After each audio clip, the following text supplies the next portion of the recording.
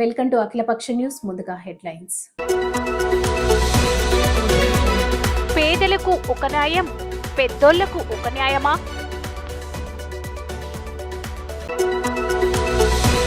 అద్దంకి దయాకర్ కు కాంగ్రెస్ పార్టీ అధిష్టానం MLC ticket ప్రకటించినందుకు ధన్యవాదాలు.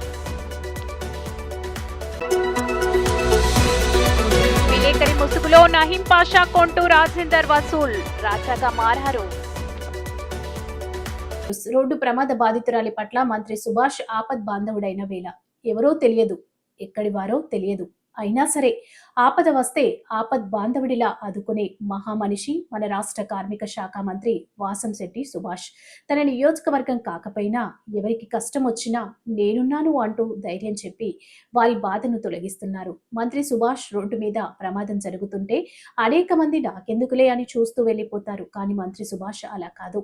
సోమవారం ఉదయం మంత్రి సుభాష్ రామచంద్రపురం నుండి బయలుదేరి అమరావతి అసెంబ్లీకి వెళ్తుండగా మండపేట నియోజకవర్గం గుమ్మలేరు వద్ద జరిగిన యాక్సిడెంట్ లో తీవ్ర గాయాలైన మహిళను చూసి మనసు చెలించి తన కాన్వాయ్ని ఆపి వివరాలు తెలుసుకుని ఆమెను దగ్గరలోని మండపేట ప్రభుత్వ ఆసుపత్రికి తీసుకెళ్లారు. వైద్యులతో మాట్లాడి ఆమెకు సత్వరమే మెరుగైన వైద్య సేవలను అందించాలని ఆదేశించారు. బాధితురాలు కోరుకున్న తర్వాతే అక్కడి నుంచి అమరావతి అసెంబ్లీ సమావేశాలకు బయలుదేరి వెళ్లారు. ఆమె బంధువులు మంత్రి సుభాష్ దేవునిలా వచ్చి ఆపదలో ఆదుకున్నారని, ఆయనకు జీవితాంతం రుణపడి ఉంటానని కృతజ్ఞతలు తెలిపారు. వాసంశెట్టి సుభాష్ మంత్రిత్వ పీఠంపై ఉన్నప్పటికీ ఆయనలోని మానవత్వపు వాసనలు చెక్కు చెదరలేదని, ఇలాంటి మంత్రి మన రామచంద్రపురం నియోజకవర్గంలో ఉండటం ప్రజల అదృష్టమని పలువురు ప్రశ్నిస్తున్నారు.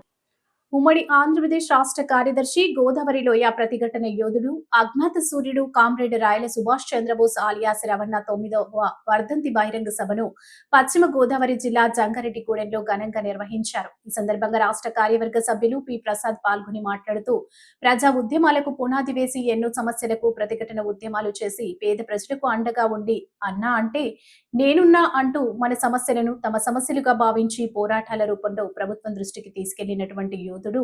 ఆయన వేసిన బాటలో మనమందరం ప్రయాణించాలని కోరారు. ఈ సభలో పౌర హక్కుల సంఘం రాష్ట్ర ఉపాధ్యక్షులు ఎన్ శ్రీమన్నారాయణ, ఏఐకేఎంఎస్ జిల్లా కార్యదర్శి పి శ్రీనివాస్, జిల్లా ఉపాధ్యక్షులు కారం రాఘవ, ఐఎఫ్టియు జిల్లా అధ్యక్షులు కెవి రమణ, ప్రధాన కార్యదర్శి బద్దా వెంకట్రావు, ఉపాధ్యక్షులు సరియం రామ్మోహన్, ప్రగతిశీల మహిళా సంఘం పిఓడబ్ల్యూ జిల్లా అధ్యక్షులు వెట్టి భారతి, పివైఎల్ డివిజన్ అధ్యక్షులు కెచ్చెల పోతిరెడ్డి తదితరులు ప్రసంగించారు. ఈ కార్యక్రమంలో అరుణోదయ కళాకారులు అనేక కళా రూపాలు, నృత్యాలు ప్రదర్శించారు.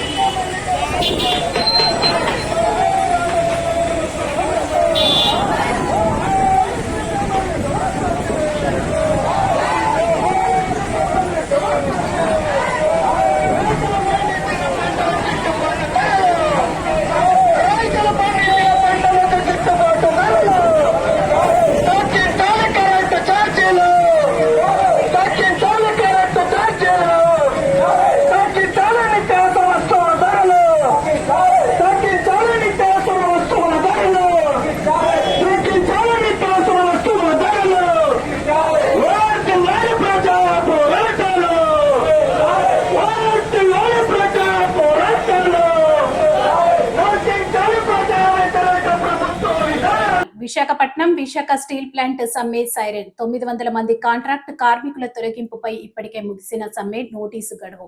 ఆదివారం భారీ ధర్నా చేపట్టిన కార్మికులు స్ట్రైక్ చేపడతామని హెచ్చరిక. కేంద్ర ప్రభుత్వం గత రాష్ట్ర ప్రభుత్వం ఈ రాష్ట్ర ప్రభుత్వం కూడా కేంద్ర ప్రభుత్వం ఒత్తాసపడుతుంటే వాళ్ళు అడుగులు మొదలుతుంటే ఇది సరికాదని చెప్పి వాళ్ళని నిరసించి ప్రజల ముందు బోల్లో పెట్టి మన రూట్లోకి వచ్చేదాని కోసం కార్యక్రమం చేస్తా ఉన్నాం.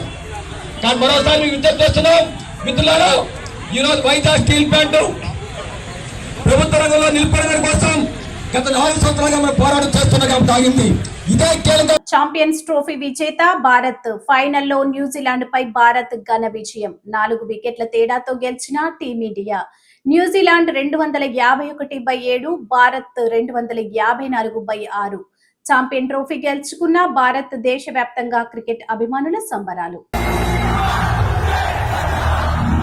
నర్సరావుపేట. పల్నాడు జిల్లా నర్సరావుపేటలో సబ్ జైల్లో ఉన్నటువంటి YSRCP social media activist Rakesh ను పరామర్శించిన అనంతరం మీడియాతో మాట్లాడిన మాజీ మంత్రి చిలకలూరుపేట మాజీ ఎమ్మెల్యే విడతల రజని.